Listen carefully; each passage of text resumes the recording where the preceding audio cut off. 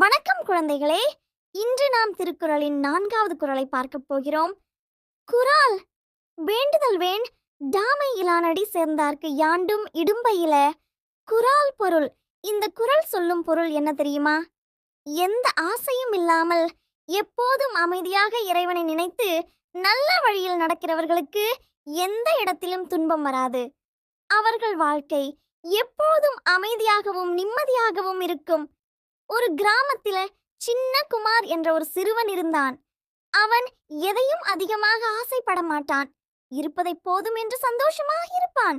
அவன் நண்பர்கள் புதிய பொம்மைகள் வேண்டும், பெரிய விஷயங்கள் வேண்டும் என்று அடிக்கடி ஆசைப்படுவார்கள். ஆனா குமார் எனக்கு இருப்பதே போதும் என்று அமைதியாக சொல்வான். ஒரு நாள் அவன் நண்பர்கள் ஒரு விஷயம் கிடைக்காமல் வருத்தப்பட்டார்கள்.